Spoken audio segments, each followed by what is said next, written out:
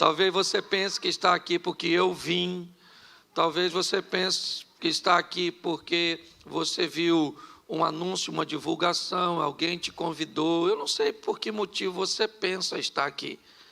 Eu sei que todos nós só estamos aqui por um motivo. Porque Deus rompeu todas as barreiras que pudessem nos impedir de estar aqui.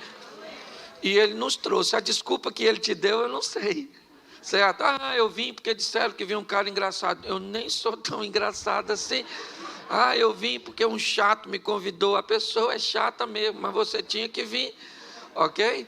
Então, eu quero compartilhar com você algo que eu acredito que pode influenciar muito o seu relacionamento com Deus e com a sua própria vida. Eu entendo que o propósito bíblico, ele é, primeiro, falar de uma vida eterna. Fazer com que você e eu venhamos entender que essa vida aqui é transitória, mas que nós temos uma vida eterna após essa aqui. Então, o primeiro e fundamental objetivo da Bíblia é nos reconciliarmos com Deus, certo? E um dia estarmos com Ele em glória, voltarmos para onde viemos, amém? Mas a Bíblia também tem um segundo motivo que é extraordinário, te dá informação para você viver de uma forma excelente aqui na terra. Que você seja feliz, que você se divirta nesses 80 e poucos anos, 70 e poucos anos, 60 e poucos anos que você vai passar por aqui, certo? Se você passar de 80, aí já está fazendo hora extra, não é? Mas a Bíblia me diz uma coisa: depois daqui eu vou morar no céu. E antes de morar no céu, eu moro onde? Então eu vou me divertir por aqui. Então, se eu receber instruções, porque tem gente que acha que para ir para o céu tem que ter uma vida infeliz aqui. Eu vim aqui para sofrer. Então sofra. Se essa é a sua missão, quem sou eu para tirar de você tal privilégio? Se você acha que a salvação tem a ver com uma medida compensatória, sofra aqui e seja feliz lá. Agora, eu só quero te lembrar uma coisa: sofrer é verbo. E verbo só faz sentido se for conjugado. Então, nunca conjugue o verbo sofrer, pelo menos em primeira pessoa. Segunda, vai embora. Eu não sofro, mas tu sofre. Nós não sofremos, mas vós, eles, e então saem desse ambiente, certo? Vai ter uma vida extraordinária aqui nessa terra. Deixa eu te fazer uma pergunta: tem gente aqui que vai ter uma vida muito difícil aqui nessa terra, muito difícil, e depois vai para o céu? Sim ou não? Sim ou não? Pois é. Tem gente que vai viver uma vida muito fácil aqui e depois vai para o inferno? Tem? Pois é. Tem gente que vai viver uma vida muito difícil aqui e depois ainda vai para o inferno? Mas tem gente que vai viver uma vida muito legal aqui e depois vai para o céu? Quem é essa pessoa? Eu também.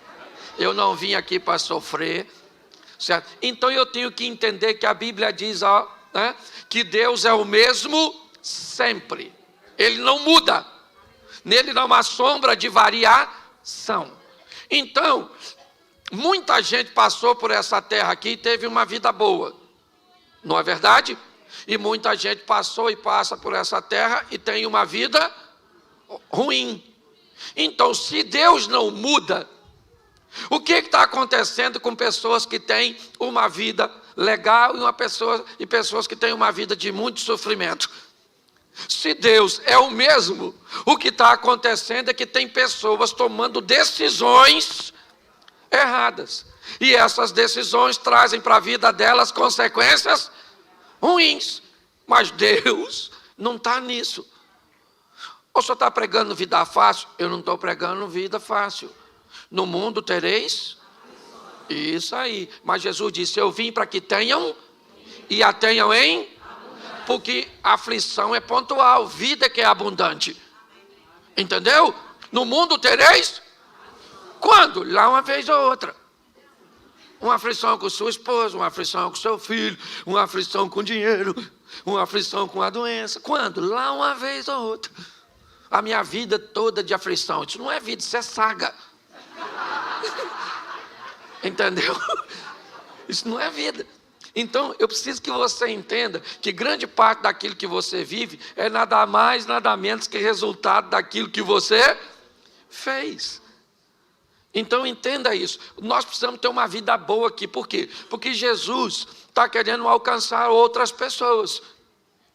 E para alcançar outras pessoas, Ele quer usar seus missionários, seus representantes, que somos. Então, as pessoas olham para quem? Para a nossa vida, para saber se o Deus que está gerenciando ela é legal. Entende? Hoje nós somos propagandas. Aliás, sempre fomos. Está todo mundo de olho em nós. Será que eu quero... Como é que é o seu Deus? O meu Deus é muito bom. Uma vida de muito sofrimento, de muita luta. Mas no final, sabe? É muito difícil. Se alguém vier me falar de um Deus assim, eu vou falar, ó, fica com ele, que eu não estou afim disso não. Certo? Eu quero alguém que diga assim, ó, meu Deus é 10. Treinador, sabe o que é? Treinador de UFC. Entende? Eu estou na luta, nas batalhas, mas eu estou vencendo. Uma hora levo umas pancadas aqui, outras ali, mas no final de tudo, levanta a minha mão e sou eu que ganhei essa história. Nós temos que levar uma visão positiva para as pessoas. E daí, eu preciso te dizer mais uma coisa antes de ler o texto. Que a história bíblica ela é feita de trevas e luz. Reino das trevas em batalha contra o reino da luz. Reino das trevas, na verdade, é representando a ignorância. E o reino da luz, o conhecimento. É assim. O que nós temos que entender é que há uma batalha entre conhecimento e ignorância, entre luz e trevas. Porque o conhecimento liberta e a libertação te leva para uma nova fase da sua vida. Conhecereis a verdade e a verdade vos... Isso, Jesus é a verdade, sim ou não? Mas a verdade também é a verdade. A verdade sobre coisas. Por exemplo, quantos brasileiros temos aqui? Levanta a mão, os brasileiros. Baixa a mão. Então você vai entender o que eu vou falar, é para eu não dar um exemplo equivocado. Quem aqui lembra, né? Quando você era pequenininho assim, se você chupar uma manga, não pode tomar leite, que senão você morre. Levanta a mão. Isso aí. Quem lembra assim, quando estiver dando uma trovoada, cobre o espelho, senão atrai. Levanta a mão. Nossa, brasileiro é fantástico. Você lembra disso? Só terminou de jantar, se tomar banho, morre. Quem lembra disso? Todos nós já fomos ignorantes. Presta atenção. Hoje, se você chegar em casa, tiver uma manga e um litro de leite, você faz o que se você tiver com fome? Você faz o quê? Uma vitamina? Hoje você faz. Antes você fazia? Não. Lembra do chinelo virado? Chinelo virado, você passa mal. Nossa, chinelo virado é um negócio extraordinário, não é? Dava até para virar o da sogra. Escute só. O que aconteceu com o chinelo virado? O que aconteceu com a manga com leite? O que aconteceu com o banho depois do jantar? Porque você recebeu alguma coisa que acabou com tudo isso. E sabe o nome disso? Verdade. Quando a verdade chega, põe a ignorância para fora. Nós precisamos tomar posse da verdade. Entendeu? Da palavra de Deus como verdade na nossa vida. Porque quando assim fizermos, vamos tomar algumas decisões que nem todo mundo irá tomar. E eu quero falar basicamente de 3 coisas com você. E vai ser rapidinho. Quando você vê, acabou. Vai ser com anestesia. Abra sua Bíblia, por favor. Mateus 14. Versículo 22. Mateus 14, 22. Posso ler? Amém? Amém. Logo a seguir, Jesus fez com que os seus discípulos entrassem no barco e fosse adiante dele para o outro lado, enquanto ele despedia as multidões. Tendo despedido as multidões, ele subiu ao monte a fim de orar sozinho, e ao cair da tarde, lá estava ele só. Entretanto, o barco já estava longe, a uma distância da terra, açoitado pelas ondas, porque o vento era contrário. Na madrugada, ou na 4ª vigília, Jesus foi ter com eles, andando por sobre o mar. E os discípulos, porém, vendo andar sobre o mar, ficaram apavorados e disseram: é um fantasma! E tomados de medo, gritaram. Mas Jesus imediatamente lhes disse: coragem, sou eu, não tenhas medo. E Pedro disse, repita comigo, Pedro disse. De novo, Pedro disse. Olha o que Pedro disse, não precisa repetir não. Se é o Senhor mesmo, mande que eu vá até aí, andando sobre as águas. Feche seus olhos. Senhor nosso Deus e Pai, continue falando conosco. Usa-me como um canal de bênção, e que a Tua verdade prevaleça na nossa mente, ó Pai, dando direção às nossas emoções, em nome de Jesus. Você pode dizer amém? Preste atenção, porque isso aqui é magnífico. Jesus chamou os seus discípulos e disse assim: entrem nesse barco. Em algumas traduções diz, compeliu, mandou, obrigou, insistiu. Eu não sei qual a tradução você tem na mão. Eu só sei que qualquer uma que você tenha, ela significa uma coisa: os discípulos não estavam a fim de entrar. Por quê? Porque a última vez que estiveram com Jesus num barco, foi um sacrifício. Quase fundou. Jesus aqui levantou e falou: cala a boca, vento, fica quieto, mar, não quero nem marola, agora é piscina. Os discípulos levaram um susto. E da outra vez Jesus estava no barco. Dessa vez Jesus falou assim: vão vocês que eu vou depois. Os caras estavam a fim de ir. Da outra vez, se afundasse para eles, afundava para Jesus. E agora que Jesus disse: vão vocês que eu vou depois. Perguntinha básica na cabeça do discípulo: como? Se nós vamos no barco? Olhando por outro evangelho, os discípulos estavam tão preocupados que deixaram um barquinho. Depois você lê, que eu não sou obrigado a ler tudo. Mas eles deixaram um barquinho, porque se Jesus disse que vai depois, eles têm que criar um meio de Jesus ir.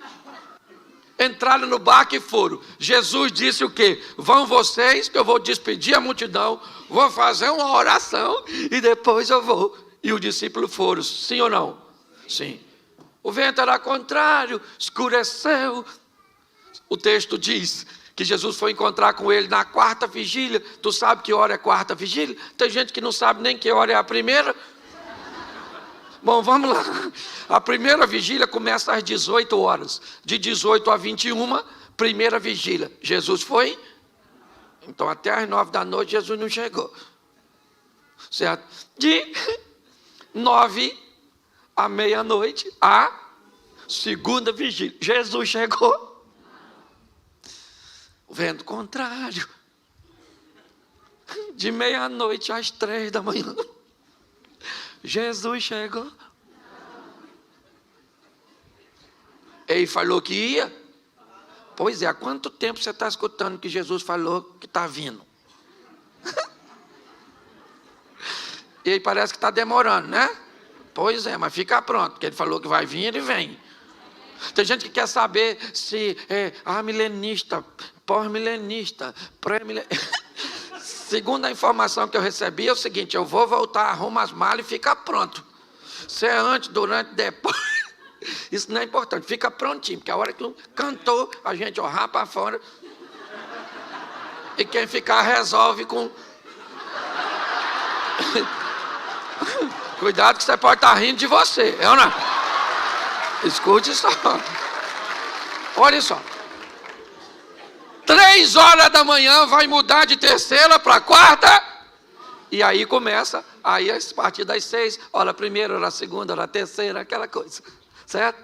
3 horas da manhã, os discípulos estão cansadérrimos, apavorados. Mateus era cobrador de impostos, não sei nem se ele sabia nadar. Aquela tribulação dentro do barco, todo mundo com medo. Quem é que aparece andando em cima d'água? Jesus. Podia ter avisado como é que ia. De repente os caras estão com medo, cansados, 3 horas da manhã, e ele não vem mais. Eu imagino uma revolta. Vem Jesus andando em cima d'água. Tu acredita nisso? Literalmente tirando onda. Vem ele andando sobre. Quando os discípulos viram isso, começaram a gritar: olha lá um fantasma, socorro! Não tinha mulher não, era só homem. E eles começaram a gritar de medo: fantasma, fantasma. Eu imagino Jesus lá fora. Eu não falei que vinha? Para que essa gritaria? Ninguém correu. Ninguém dos discípulos saiu correndo. Por quê? Porque não tem para onde correr, filho.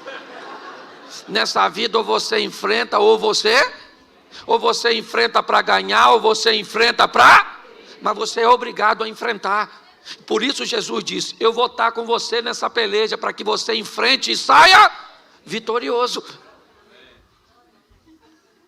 Quando todo mundo começou a gritar, Jesus gritou lá de fora: calma, gente, sou eu, fantasma não. Aí deu aquele silêncio, todo mundo ficou olhando, estava meio escuro, amedrontado, visibilidade baixa. Pedro olhou e falou: aí, é o senhor mesmo? Se é o senhor, manda eu ir aí. Pensa no silêncio. Como assim, Pedro? Tem um cara andando em cima d'água. Ninguém sabe ainda direito quem é. Ele olhou e disse que é Jesus, mas ninguém tem certeza disso. Preste atenção nisso, porque é muito interessante. Quando nós olhamos para este momento, o que vemos? Um ambiente de caos na mente dos discípulos, amedrontados, cansados, lidando com uma força da natureza, cuja qual é muito maior do que eles. E nesse ambiente de medo, medo para quem? Medo para todo mundo. Um ambiente de adversidade para quem? Para todo mundo. Nesse ambiente, 12 discípulos, eles têm a oportunidade de viver os mesmos medos, de enfrentar o mesmo adversário, de lidar com o mesmo problema. E nesse ambiente, um dos discípulos de Jesus se levanta, controla seu medo e diz: se é o Senhor, me manda andar sobre as águas e onde o Senhor está. Preste atenção, qual era o local mais seguro naquela ocasião? Qual era o local mais seguro? Se você estivesse lá, onde você ficaria? Pois é, gente. Nós queremos viver o sensacional, o extraordinário. Nós queremos ver o agir de Deus, mas queremos fazer o que todo mundo está fazendo, que é ficar no barco. Está na hora de sairmos do barco e protagonizarmos nossa própria história. Está na hora de pararmos de sermos meros narradores de milagres alheios e trazer um ambiente de milagres para a nossa casa, para a nossa vida, para a nossa família, para nosso casamento, para nossos filhos, para nossos negócios. Eu não tenho problema com quem conta milagre dos outros. Não, eu tenho um montão de amigos que vivem seus milagres extraordinários. Mas eu também tenho os meus. Os milagres que Deus tem feito na minha casa, nas minhas finanças, nos meus negócios, no meu ministério, é assim que funciona. Mas para que isso aconteça, está na hora de você parar de fazer o que todo mundo faz e descobrir o novo de Deus para a sua vida. Pedro falou: deixa eu ir aí. O que Jesus falou com ele? O que tinha onde Jesus estava? Nada. O que Pedro foi fazer lá? Nada. Jesus poderia falar: calma, Pedro, poxa, eu estou chegando aí. Já eu estou aí, vim aqui para quê? Jesus parou e falou: chega aí, Pedro. Pode vir. Pensa, Pedro saindo do barco. O discípulo deve ter falado o quê? Pedro bebeu? Ele não deve estar bem da cabeça. É ou não é? O que ele quer ir fazer lá fora? Bom, olha só. Pedro sai do barco? Sim ou não? Sim. E vai andar sobre? Isso. Ele vai lá, volta com Jesus. Quando Jesus entra com Pedro no barco, sabe o que os discípulos falam? Verdadeiramente, o Senhor é Filho de Deus, o poderoso. E Pedro lá deve ter falado: mas ninguém foi lá fora. Vamos imaginar um culto desse na igreja dos discípulos? Depois desse fato que nós acabamos de ler. Vamos imaginar 11 discípulos levantando no meio da reunião e dizendo: gente, gostaríamos de dar um testemunho. Esta semana nós vimos um homem andando sobre... Só que nesse mesmo culto Pedro poderia dizer: posso falar uma coisa? Só para deixar registrado. O homem que eles viram andando fui eu. Pastor, o que você quer dizer? Querido, está na hora de você fazer o que nunca fez, para viver o que nunca viveu. Está na hora de você se destacar, que os outros quiserem que se destaque, mas você tem que parar de ficar olhando para os outros. Entenda o que Deus quer fazer na sua vida, para onde Ele quer te levar, a oportunidade que Ele quer te dar. É isso que eu quero que você entenda nesse momento. Faça algo de novo pelo seu casamento. Faça algo de novo pela sua vida profissional. Faça algo de novo para o seu ministério. Faça algo de novo para que algo de novo aconteça na sua vida. Viver na mesmice vai te levar para onde? Preste atenção. Por que eu tenho vivido o que eu tenho vivido? Porque Deus me deu um negócio muito louco para fazer. Muito esquisito. É ou não é? Quantos de vocês já viram pessoas na internet me chamando de palhaço? Levanta a mão. Aí, nem precisava levantar para não me machucar. Quantos de vocês já ouviram as pessoas dizerem: esse cara não prega nada, isso é um animador de auditório, um bobão? Assim, ó. E você pensa: eu vejo tudo isso. E eu olho, às vezes eu falo: Senhor, olha o que estão falando de mim. E uma vez eu estava orando, eu senti no meu coração Jesus falando comigo: você já leu o que falava de mim? Alguém já falou que você tem poder do Beelzebub? Eu falei: isso aí também não, isso é muito grave. E Jesus falou: mas falaram de mim. Eu falei: então desculpa. Deleta a reclamação. Vou apagar essa mensagem para mim e para o Senhor. É ou não é? Você está entendendo? Está na hora de você amar como nunca amou, para ser amado como nunca foi. Está na hora de você ofertar como nunca ofertou, ser fiel como nunca foi, para prosperar como nunca prosperou. Está na hora de você orar como nunca orou, para ter poder como nunca teve.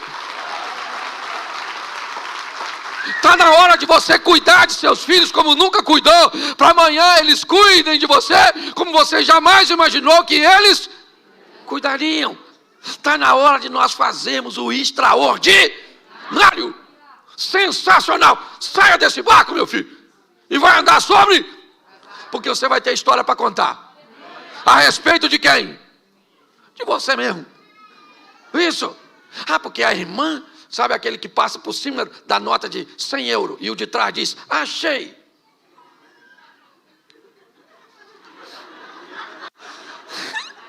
Era eu que tinha que achar. Aí como é que você conta essa história? Alguém perto de mim achou 100 euros.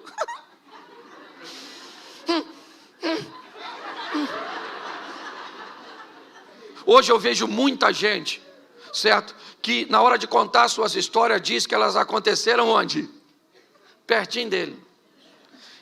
É o marido da outra que mudou. É o filho da outra que... É o ministério do outro. É o outro que viu. É o outro que sentiu. Para com isso. Vamos viver nossas próprias histórias. Deus está esperando que você faça o que você nunca... É isso que eu quero usar. Ousadia. Pedro saiu do barco? Qual discípulo foi atrás dele? Qual discípulo foi atrás dele? Pois é. E quem estava no barco provavelmente estava torcendo para acontecer o que com Pedro?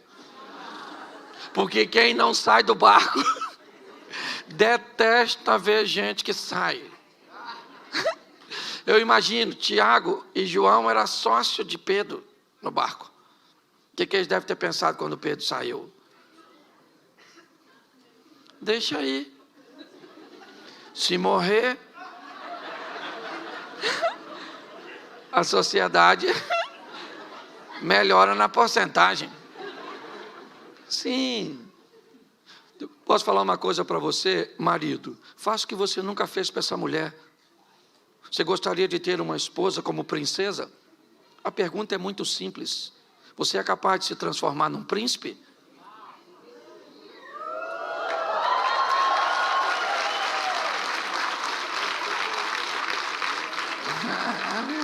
A senhora não pensa que eu vou deixar isso barato?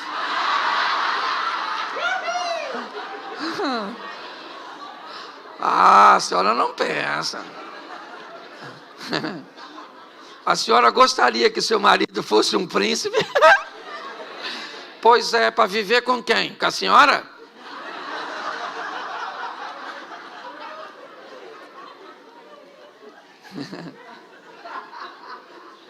Você lembra da história do príncipe que era um sapo?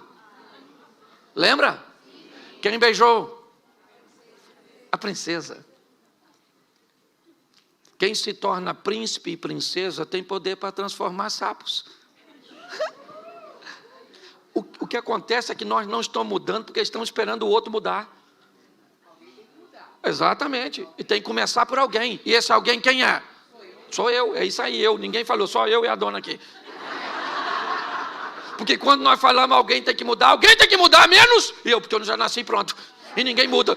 Um dia, eu estou vendo minha esposa me tratar com um nível, sabe?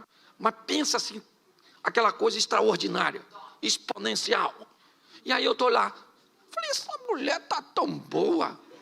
A Jesus, louvado seja Deus. E fui conversar com ela. Falei com ela, filha, deixa eu falar uma coisa para você, você sempre foi uma mulher legal. Mas olha, esses últimos tempos você está assim, além, fora do comum, extraordinária. O que foi? Ela começou a chorar. Aí eu falei, o que foi, filho? Aí ele falou, não, Cláudio, é que eu estou achando que você vai morrer. Eu falei, vó, não, querida, não vou morrer não. Aí eu perguntei a ela, por que é que você está achando que eu vou morrer? Ela falou, Cláudio, nos últimos meses, você melhorou demais o tratamento comigo. Ou seja, eu estava recebendo nada mais, nada menos, o reflexo daquilo que eu estava fazendo. Entendeu? Leve seu relacionamento para o próximo nível. Vai lá, dê um abraço no seu filho, não interessa a idade do seu filho, abraça, diga para ele, meu filhinho, minha filhinha, eu te amo. Ela vai falar o quê? Vai morrer.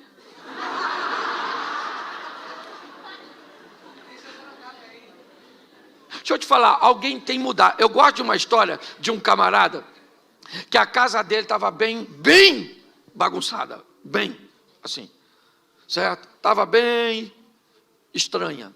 E aí, ele foi procurar um homem de Deus que recomendaram ele, um cara que tinha visões, que orava, que Deus falava. Aí ele chegou lá e falou, moço, eu queria falar uma coisa para o senhor. Me indicaram aqui o senhor, não sou nem religioso, mas eu estou com a minha família. Deixa eu explicar uma coisa para o senhor. Como é que estão as coisas lá em casa? A gente não está se entendendo, estamos discutindo demais, estamos brigando. Então, é assim, olha, eu tenho um filho de 14 anos que já foi expulso de 3 escolas. Pensa num menino de comportamento estranho. Meu garoto do meio é viciado. Fuma uns negócios. Um menino. A minha menina mais velha, pensa numa menina, sabe, envolvida com prostituição. Uma menina. Minha esposa, olha só, minha esposa parece que tem rodinha no pé, anda o dia inteiro na rua, uma mulher desleixada.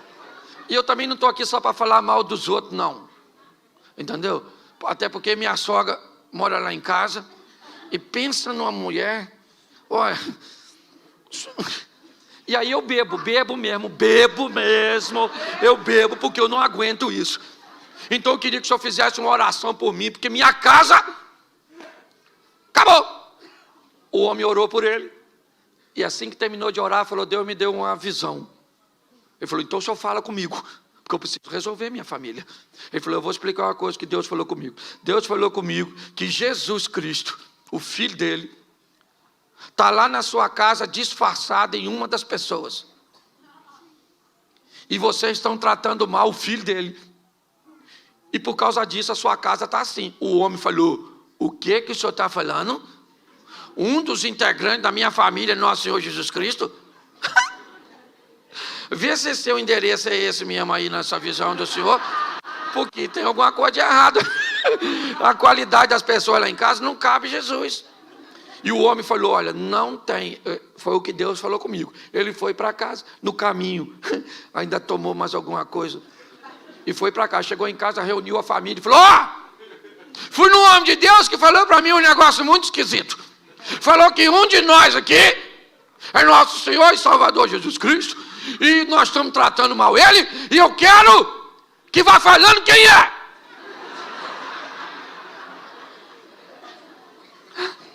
Aí não achava ninguém. O garoto dele mais novo falou: gente, pensa bem, se não foi papai que foi com essa notícia, quem sabe não é ele? Aí a sogra falou: bem capaz de ser esse cachaceiro, bem capaz. Aí o filho mais velho falou assim: gente, essa história de Jesus não é uma história antiga? Quem sabe não é vovó? O pai falou: Senhor, perdoa esse menino que ele não sabe o que fala. Vê se Jesus... Fica quieto, garoto, drogado. Começou aquela conversa, e daqui e dali, no final não achou ninguém. Quando a conversa acabou, o filho mais velho procurou o pai e falou: pai, falando sério agora com o senhor já pensou se for vovó? E o homem falou assim: eu pensei, meu filho, depois que você falou, porque o pouco que eu conheço de Deus, já ouvi falar que ele faz umas coisas muito estranhas para confundir outras, e eu estou pensando que pode ser sua avó. A partir daquele dia, baseado nisso, ele começou a tratar melhor a sogra. A mulher dele, que viu que agora ele tratava melhor a mãe dela, começou a tratar melhor ele também. A sogra, que viu que estava recebendo carinho de uma fonte onde só recebia agressividade, começou a gostar do genro. Os filhos, que viram que os pais estavam se acertando e que as coisas estavam se acomodando, começaram a se reposicionar em seus comportamentos. No passar de pouco tempo, aquela família estava totalmente restaurada, porque alguém resolveu mudar a sua postura e aprender a lidar com alguém que entendeu que nessa pessoa Jesus Cristo morava. Quando você olhar para seu marido, não veja seu marido, veja Jesus morando nele. Passe a tratar este homem melhor, porque talvez ele consiga despontar, fazer com que esse poder, esse comportamento venha fluir de dentro dele para consertar a sua família. Mas para a nossa vida mudar, precisa de atitude de um Pedro, de alguém que resolva ser o primeiro a sair do barco, a enfrentar um ambiente estável, a enfrentar a escuridão, a enfrentar a incredulidade dos outros, mas entende para onde está indo. Pedro disse: se é o Senhor, eu queria lembrar você, Lucas capítulo 5, o primeiro encontro de Jesus com Pedro. O primeiro encontro de Jesus com Pedro, depois cansado também de uma noite frustrante, onde não pegou nada, Pedro ouve de Jesus o seguinte: vamos pescar agora, depois de uma ministração que Jesus havia feito. Pedro disse: Senhor, sob a tua palavra eu vou lançar minhas redes. É o Senhor que fala, porque eu sei que não tem nada. Eu sou pescador.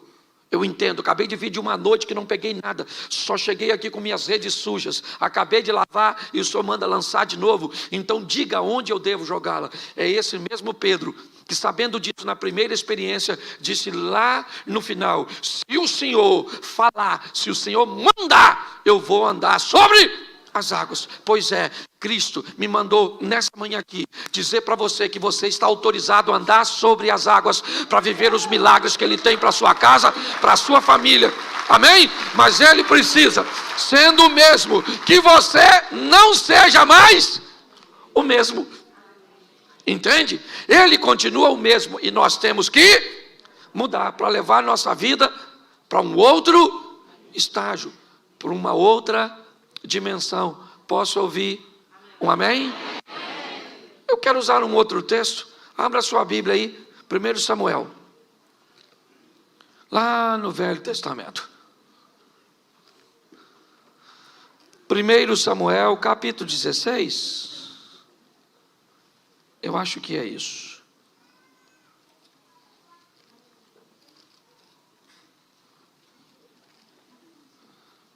Vamos ao 17, 24, para a gente adiantar.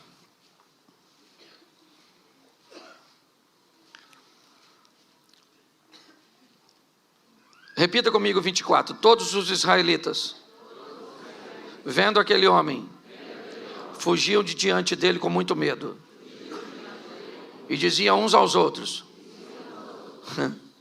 vocês viram aquele homem? Ele veio para afrontar Israel. Presta atenção, enquanto Pedro nos inspira a ter ousadia, Davi vai nos inspirar a ter coragem.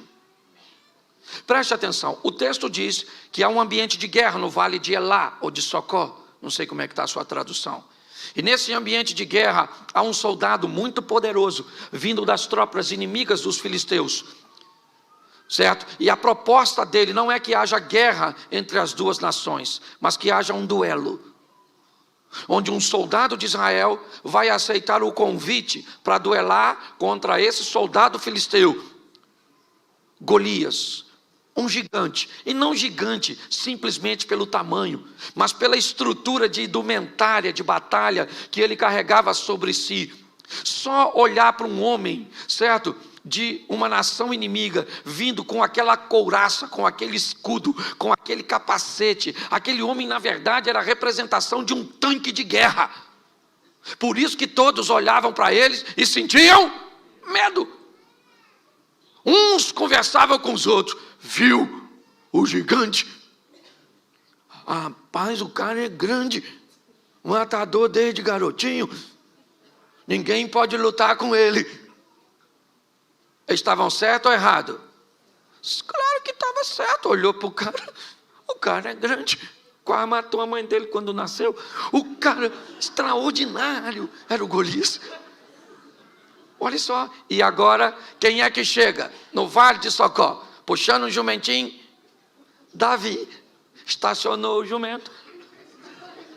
Eu acho isso maravilhoso. O texto diz que uns diziam para os outros, viram aquele homem que subiu para afrontar, uns diziam para, só que Davi não estava lá, então Davi não ouviu ninguém falar com ele, porque ele acabou de chegar. Entendeu?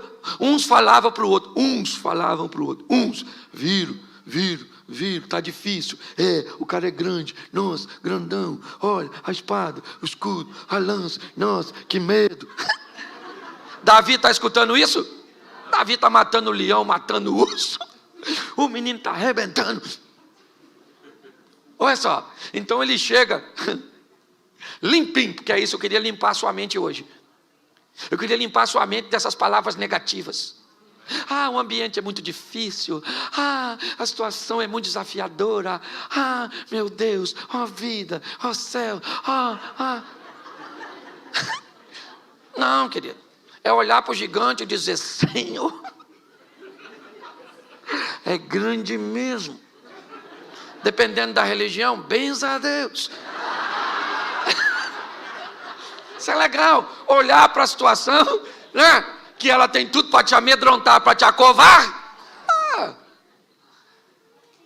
Davi acabou de chegar. Quando ele chegou, o que aconteceu? O Golias saiu e falou: tem algum homem aí? Ninguém falou nada. Davi acabou de chegar, não sabe de nada. Falou: o irmão dele mais velho falou: cala essa sua boca. Cala essa sua boca. Isso aqui não é ambiente seu. Cadê aquelas ovelhinhas que você deixou com quem? Seu pretensioso. Vim aqui, eu sou seu irmão mais velho. Você briga com o cara, eu tenho que te defender. Davi falou: calma, que é isso? O que vão dar para quem matar o gigante? Davi, ó, é corajoso, mas não é bobo. Ele quer saber prêmio. Alguém falou: escuta só, quem matar o cara lá, um negoção, ó. Casa com a filha do rei, fica rico e não paga imposto. Davi olhou e falou: vocês não estão sério? Casa com a filha do rei, fica rico e não paga. Ninguém mata esse gigante. Porque esse gigante, na verdade, é a oportunidade de eu mudar de vida. Então, se eu matar, eu fico rico. Caramba. Vira o príncipe porque casa com a filha do rei e sai dessa carga tributária. Esse cara não é problema, esse cara é a solução. Você consegue já ir pegando? O problema que você está enfrentando não é problema, ele é a possibilidade que Deus criou para você vencer e se promover. Para ir para a próxima vida. É o próximo estilo de vida. Davi falou: eu mato ele. Alguém falou: sua juventude, isso não mede consequência, não. Isso é droga, pode ver onde é que está aí. Dá uma geral nos bolsos dele, que isso está louco. Um garoto querendo falar que vai enfrentar esse menino. Olha só, eu queria que você entendesse, você está em meio a uma adversidade? Tá, é isso o seu problema? É. Você pode tomar posse da palavra de Deus ou arrumar uma chupetinha. É um pirulitozinho, chorar. Não vai adiantar nada, o problema fica lá do mesmo jeito. Lembra quando o capitão do navio de Jonas, onde Jonas estava, ele descobriu que Jonas estava lá? Ele descobriu que a tempestade estava vindo por causa de... O Jonas pulou do barco? O que o capitão fez? Jogou ele. Você está esperando o seu problema ir embora sozinho? Vai não, menino. Pensa em problema, um troço teimoso. Ele não quer sair da sua vida, não. Isso aí é coisa de Zeca Pagodinho. Deixa a vida me levar. Não. Nós temos que tomar desse que levem as coisas ruins. Eu olho para Davi, alguém falou: leve esse menino para Saul, para ver se Saul autoriza esse massacre. Davi chegou lá, Saul falou: o que foi? Davi falou: é que eu vi um gigante lá grandão, e falou que quer um homem para matar ele, duelo. Então, meu filho, sim.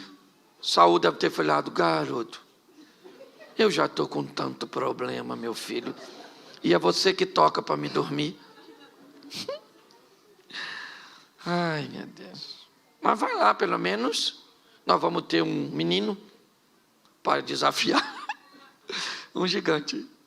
Lá foi Davi enfrentar o gigante. Uma tiradeira, 5 pedras. Eu acho extraordinário. Por que ele leva 5? Porque isso dá a ele o direito de errar, gente. Você tem que ter uma reserva na sua sacola de fé. Vai dar tudo certo. E se não der?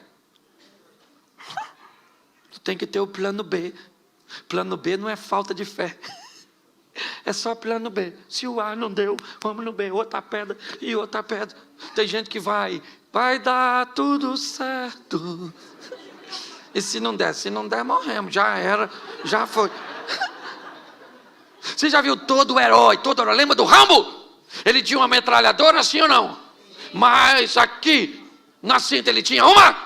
Porque quando acabava as balas,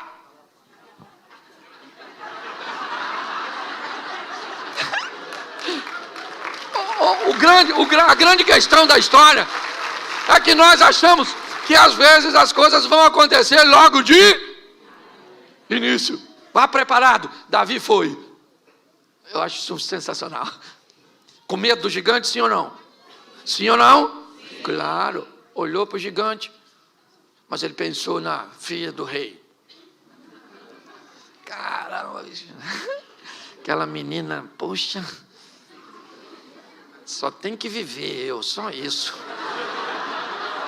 Só isso, é só isso. Outra coisa, ovelhinha nunca mais.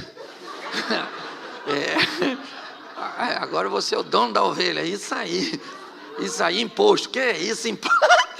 Agora nada de imposto, pagar mais nada. Vamos lá. Quando ele chega, está todo mundo olhando. O gigante e o menino. Perguntinha simples. Os irmãos de Davi achavam que ele ia ganhar? Não. O exército de Israel achava que ele ia ganhar? Não. Saul achava que ele ia ganhar? Não. Golias achava que Davi ia ganhar? E os filisteus? Ninguém. Só Deus olhando lá de cima. Eu não sei nem se Deus estava concordando muito com isso. Porque segundo alguns historiadores, Davi sabia que foi ungido por Samuel para ser e não para matar gigante. Então eu imagino Deus olhando. Vai encarar o gigante. Nem autorizei. Porque Davi não perguntou a Deus em oração se era para matar o gigante. Ele falou que ia quando ele viu os prêmios. Só que o extraordinário é o que Davi diz. Quando ele vai enfrentar o gigante, ele diz assim, ó: você vem a mim com espada, escudo, lança e outras indumentárias mais, mas eu vou contra você, em nome. Pensa Deus escutando isso, ainda que já soubesse. Vamos imaginar aqui uma figura ilustrativa, o anjo falando com Deus: Senhor, o senhor viu em nome de quem ele vai?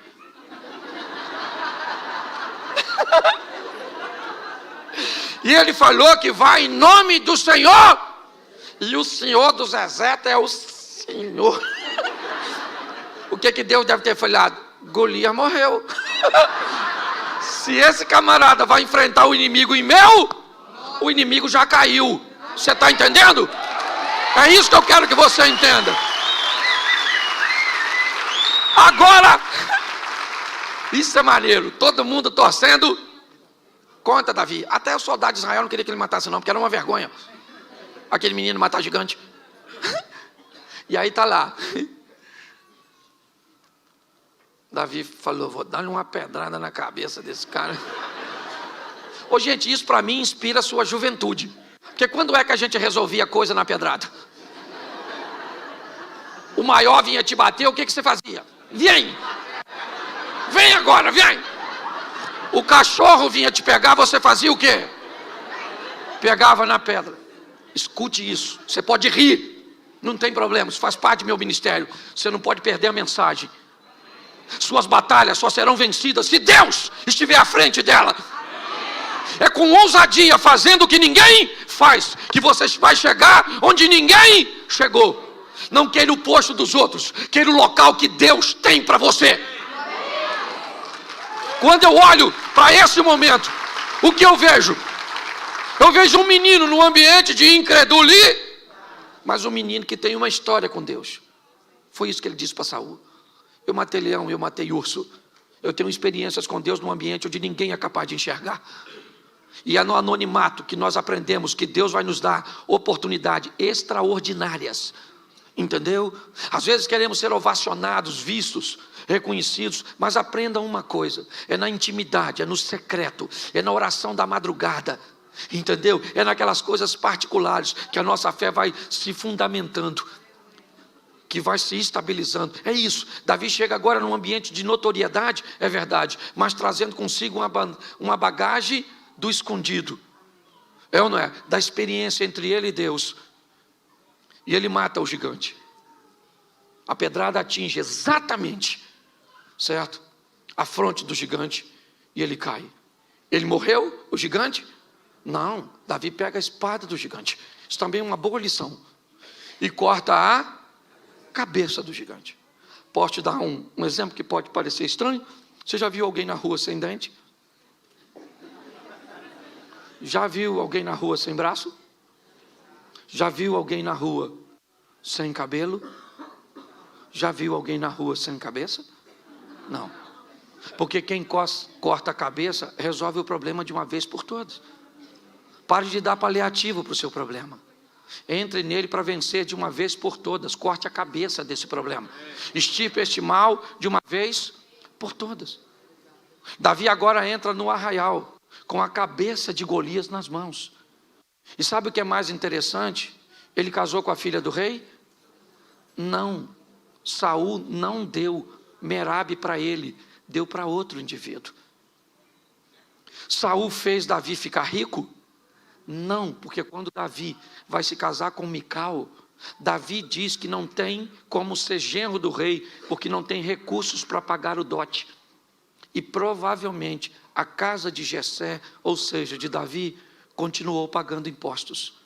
Porque Davi enfrentou o gigante, matou o gigante, e Saul não cumpriu o que havia dito. Mas Davi foi enfrentar o gigante em nome de Saul? Com a armadura de Saul? Não. Enfrentou o gigante em nome do... Isso. Com as armas que Deus lhe deu para que ele fosse habilidoso. Pergunto eu para você, agora, a contragosto de Saul, Davi se casou com uma filha dele? Sim, com Mical. E não por um prêmio, mas por amor, porque a Bíblia diz que Mical amava Davi. Segundo, Davi ficou rico? Sim, um dos homens mais milionários da época dele. É só olhar na quantidade de recursos que ele deixou para seu filho Salomão construir o templo. Terceiro, Davi parou de pagar imposto? Sim, porque agora ele é o monarca, ele é o chefe. Preste atenção, Davi entra numa batalha em nome do Senhor e vence. Um homem tenta sabotar e impedir que ele tenha todos os prêmios e todos os recursos, mas os céus se movem a favor de Davi, e aquilo que o homem tentou fazer contra ele, não conseguiu, porque era Deus que estava no controle. Tenha coragem de enfrentar seus inimigos, de enfrentar seus obstáculos, ok? É isso, eu quero motivar. Enquanto Pedro, ele me inspira a ser alguém que tem ousadia, Davi me inspira a ser alguém que tem coragem. Agora abra aí, já estou terminando. Juízes 6, verso 11, rapidinho. Juízes 6, 11. Então o anjo do Senhor veio e assentou-se debaixo do carvalho que está em Ofra, que pertencia a Joás, o Abirezita. E Gideão, seu filho, estava malhando trigo